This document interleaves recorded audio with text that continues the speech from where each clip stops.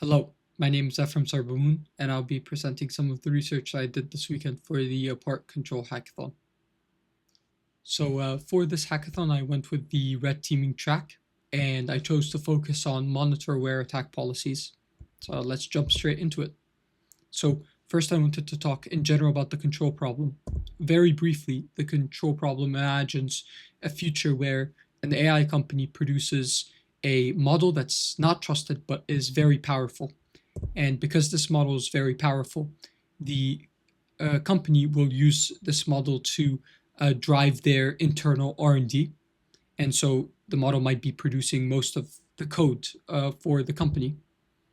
And this model is producing so much code that the human employees, can't hope to actually audit or review all the code themselves. So what they need instead is they have a trusted model, verifier, some model used for monitoring to read over the code of the untrusted model, flag areas that might be dangerous, and bring that to the attention of the humans. And for the control problem, though, we treat it as a security problem and we consider worst case scenario. So you consider a scenario where the untrusted model is actually malign, it's actually scheming against you. And we can experiment with different attack policies for the untrusted model side to try to bypass monitoring and defenses, or on the blue team side to do monitoring or control policies to try to catch if the untrusted model is engaging in some dangerous behavior. So I tried to develop a better attack policy, and the policy that I ended up developing is pretty straightforward.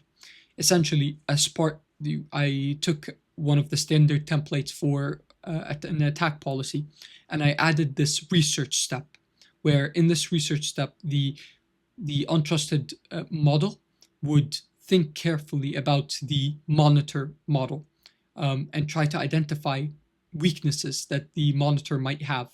And it would do that by literally having a few rounds of internet search and then reflection on the search results that it obtained to be able to see if there are areas of deficiency that it can take advantage of. So it would think about the weaknesses and vulnerabilities of the model that's going to be used for monitoring, and then craft an attack specially designed to target those weaknesses. And the situation is really very realistic, because if you imagine in the context of an AI company and they have a new untrusted model, that model would have a lot of internal accesses because it's working on R&D inside the company. And so presumably it would know a lot about whatever other models the company has that they would potentially use for monitoring as the trusted models.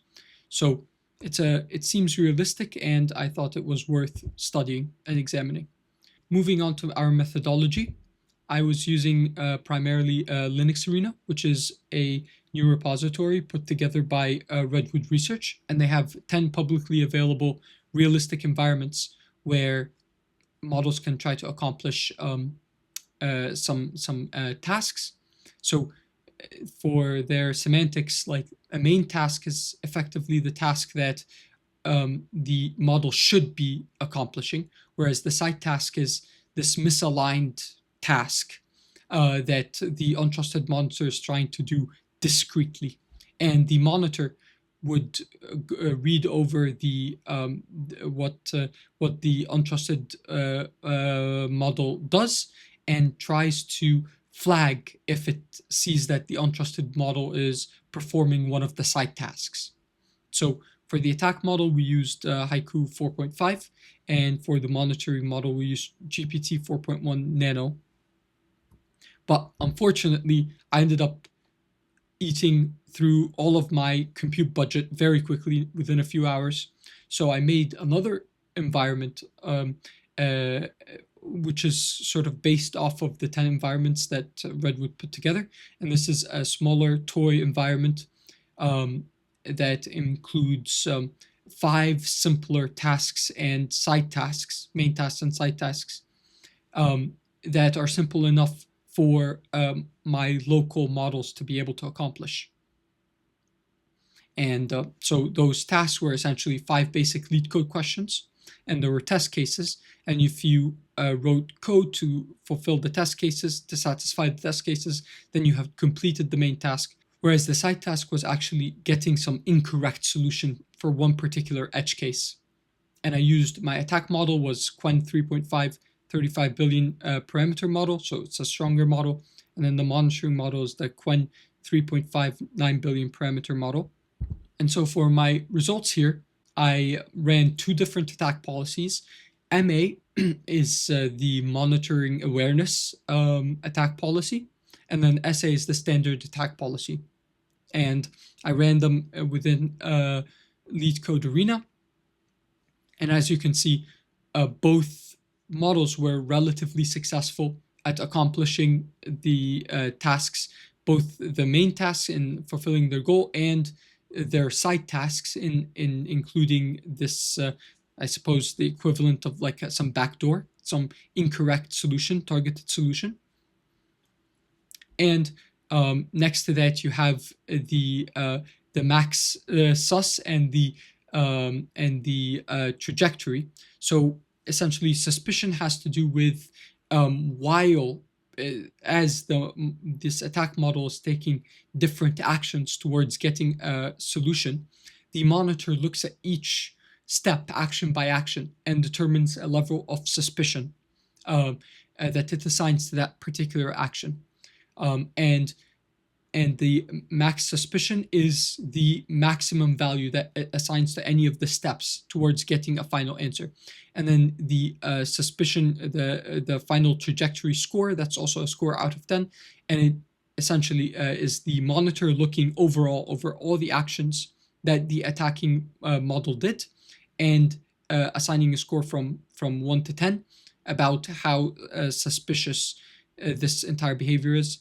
And what you can see is that the monitor is indeed pretty good at catching when a model is actually installs trying to accomplish this side task for both cases. And I didn't see a significant improvement with the techniques that I used in reducing the suspicion of the monitor. So I wasn't able to bypass the monitor very effectively here. And similarly, also the results for Linux Arena. Here's one example where, again, both my new modified attack policy and the old policy were successful in installing and completing the side task.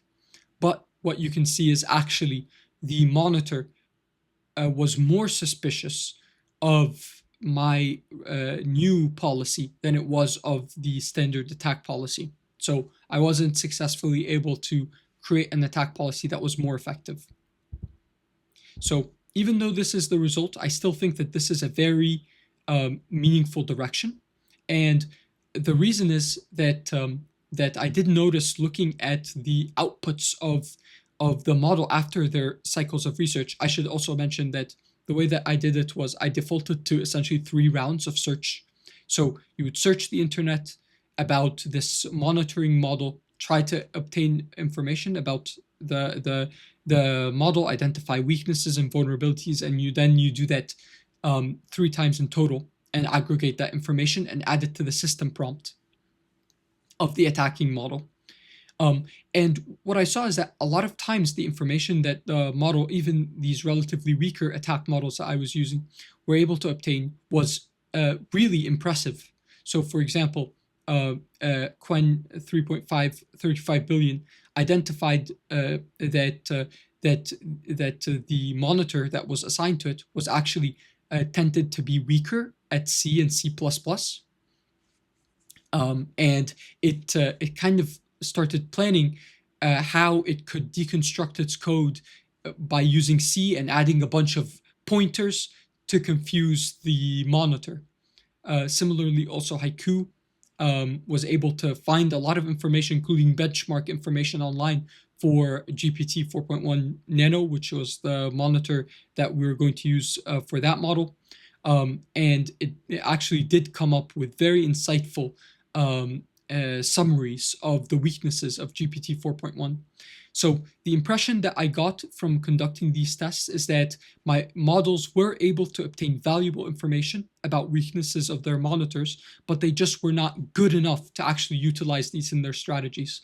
For example, like my Quen 3.5 35 billion model, it would identify that its monitors likely weak in these languages, but then it would output the solution in Python. So it didn't capitalize on the vulnerabilities that it had successfully identified. And I also noticed that there was a lot of sensitivity for depending on the exact prompt that I used. So if I used certain language, then my attacking model would become very aggressive, and it would be kind of reckless in how it was inserting the malicious, or I suppose like a play malicious code. So it would be readily caught by the monitor. But then if I change my prompt slightly, then it would become too cautious, and it might not even put the or not even try to accomplish the side task at all. So there's, I think, a lot of room for tuning, and I think that with just a little more effort, I would have been able to obtain much better results with time. And so I wanted to kind of go over accomplishments. So the first accomplishment is that I added a new environment to Linux Arena. I opened a PR for this. I have 5 new main and side tasks that are pretty simple, that people can maybe take and run with local models. So it can be kind of a simple play environment to start off on before jumping into the larger, more expensive environments where you need those frontier models that Redwood has. And I added a new attack policy that people can play with. And I showed a proof of concept that with just a few rounds of search, these, even with the weak models that I was using, I was able to generate pretty valuable information about the weaknesses and vulnerabilities of the monitors. And I'm really interested to actually see how well this policy would perform with more powerful models like Opus. But unfortunately, it's pretty expensive to run a full test with that. But yep. And then finally, I just wanted to note that this is just really like a proof of concept of an area that I think a problem that's a lot more urgent and a lot more difficult to solve.